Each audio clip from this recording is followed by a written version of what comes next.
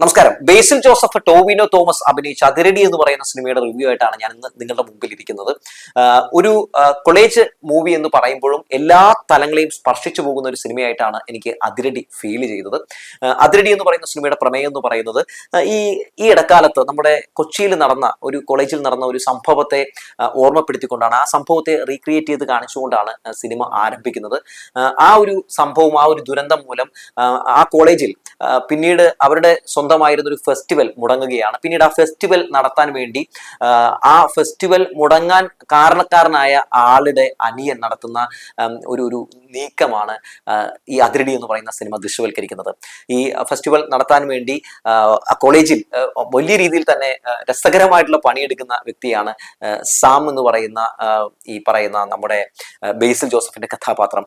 ബേസിൽ Joseph വളരെ മനോഹരമായി തന്നെ രണ്ട് ഗെറ്റപ്പിലാണ് സിനിമയിലുള്ളത്. നല്ല രസമായി തന്നെ ഇതിൽ അദ്ദേഹത്തിന്റെ കഥാപാത്രം ചെയ്തിട്ടുണ്ട്. അങ്ങനെ ആ ഫെസ്റ്റിവൽ നടത്താൻ വേണ്ടി ഈ സാംകുട്ടി സാംഭോയ് നടത്തുന്ന ആ ഒരു പരിശ്രമങ്ങളും അതിനിടയിൽ നടക്കുന്ന ചില സംഭവവികാസങ്ങളും ഒക്കെ വളരെ രസകരമായി തന്നെ ഈ അരുൺ എന്ന് പറയുന്ന സംവിധായകന് അവതരിപ്പിക്കാൻ കഴിഞ്ഞിട്ടുണ്ട് എന്നുള്ളതാണ്.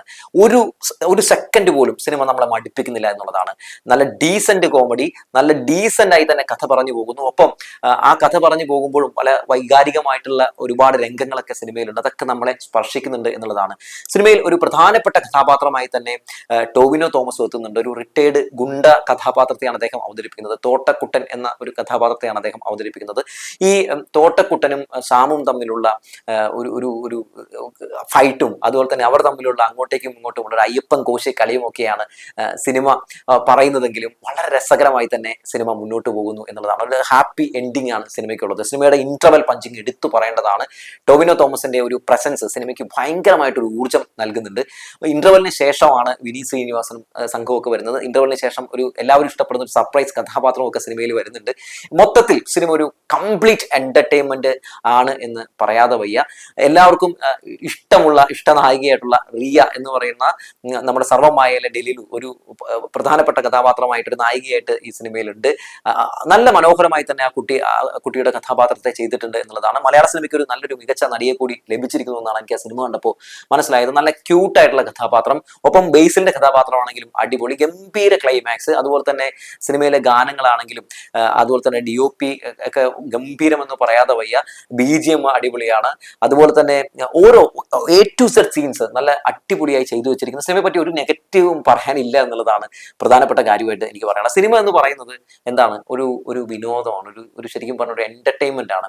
അപ്പൊ സ്വാഭാവികമായും നമ്മളത് എന്റർടൈൻ ചെയ്യിക്കുന്നുണ്ടെങ്കിൽ, നമ്മൾ കാണുന്ന ഒരു സിനിമ നമ്മൾ എന്റർടൈൻ ചെയ്യിക്കുന്നുണ്ടെങ്കിൽ അത് മികച്ചതാണ് എന്ന് തന്നെയാണ്. അപ്പൊ നിങ്ങളും സിനിമ തിയേറ്ററിൽ പോയി കണ്ടതാണെങ്കിൽ നിങ്ങളുടെ അഭിപ്രായം കമന്റ് ബോക്സിൽ നിങ്ങൾക്ക് എഴുതാവുന്നതാണ്.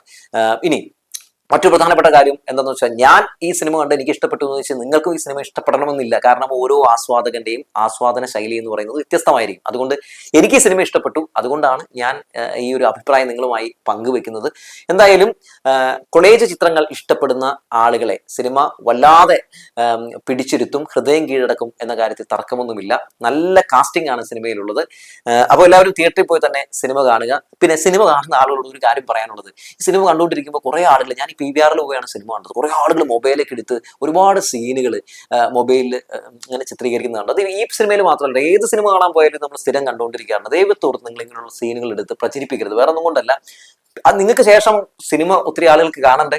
അങ്ങനെ കാണാൻ പോകുന്ന ആളുകൾ ഈ സീനൊക്കെ കണ്ടിട്ട് ആ തിയേറ്ററിൽ പോയി കഴിഞ്ഞാൽ ഇത് ആസ്വദിക്കാൻ കഴിയും. അതുകൊണ്ടാണ് ഞാൻ ഈ പറയുന്ന റിവ്യൂവിൽ പോലും ആരാണ് സർപ്രൈസ് കഥാപാത്രമെന്നും എങ്ങനെയാണ് ഈ കഥ പോകുന്നതെന്നും രണ്ടാം ഘട്ടത്തിൽ എന്താണ് ആദ്യ ഘട്ടത്തിൽ എന്താണ് എന്നൊക്കെ വിശദമായി പറയാത്തത് പോലും അതുകൊണ്ട് സിനിമ കാണാൻ പോകുന്ന ആളുകൾ, നിങ്ങൾക്ക് ശേഷം സിനിമ കാണാൻ വരുന്ന ആളുകളെ മടിപ്പിക്കരുത് എന്ന് പറഞ്ഞു വെക്കുകയാണ്. അപ്പോൾ അതിരടി ധൈര്യമായി തിയേറ്ററിൽ പോയി കാണാവുന്ന ഒരു നല്ല സിനിമയാണ്. ആദ്യ പകുതിയും രണ്ടാം പകുതിയും ഒന്നിനോടൊന്ന് മെച്ചമായപ്പോൾ അതിരടി നല്ല ഗംഭീര അടിയായി മാറി.